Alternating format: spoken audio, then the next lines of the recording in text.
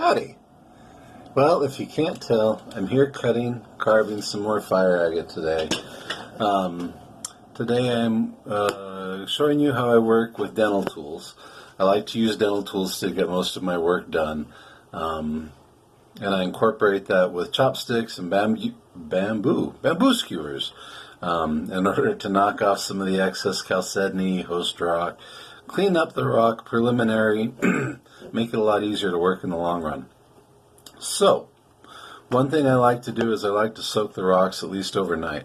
Anytime I'm checking fire agate, I think it's important to be looking at the rocks, to soak them, to see what you're working with. Just gives you a better idea overall. All right, so let's see what we're into. All right, so what we're working with today is we have a couple of pieces of fire agate. Here's some piedras negras. This is the black rock.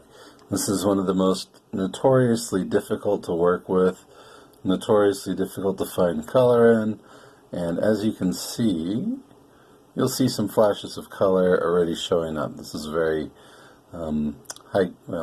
this is mid-grade stone, but from what I've seen as far as black rock, this is actually very high grade.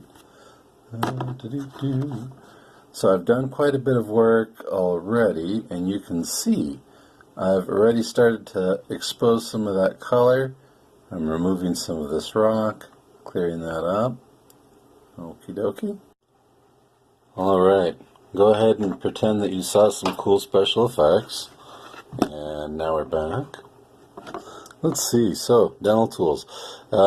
You can get these if you put dental tools in the search engine on eBay or Amazon. You'll find multi-packs. And basically all you need is, it's like cleaning plaque off of teeth, or it's like basically cleaning teeth. You want to follow the line, get down in there. And this is something I would almost certainly be using the visor for, and up close and personal one. So, a mask isn't as necessary, but you definitely want to be wearing goggles if you're doing this, because you don't want to get stuff in your eyes.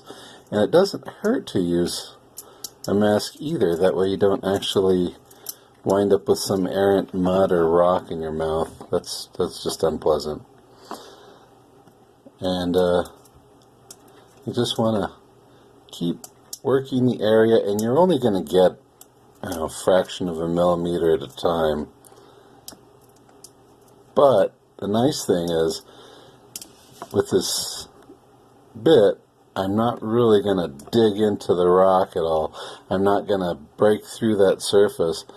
And you can see that this is the first layer of bubbles. There's a little bit of green, then that red.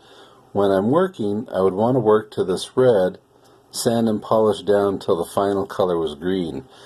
But what I'm thinking I'm going to try to do with the stone is expose it, continue exposing it all the way around, getting rid of some of this garbage. I've been working this one for a little while. And then just douse it every once in a while.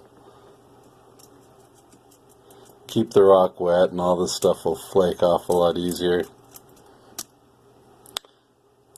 When I'm done, since this is going to be right on the surface, I think instead of going through and cutting, I'll try using some Nova wheels.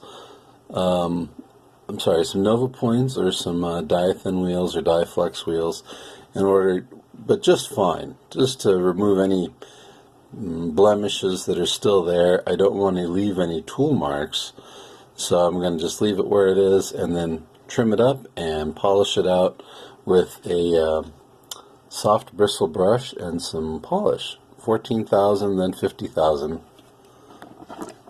So this works for both, obviously. You just have to get down in there and see what's... one of the advantages, I'm working in an enclosed space, my little work box, and this keeps rocks from flying around the room, because rocks will fly around the room, and you don't want to get them in your eyes, you don't want to get them in your mouth or face, all over the floor, you don't want to get them down the sink. Definitely not good for your drainage in your sink. And That's why I'd like to get more people to work in a little tub where it's controlled, where you can go dump it outside and you don't have to mess up your plumbing. Alright, so I'm going to continue doing this.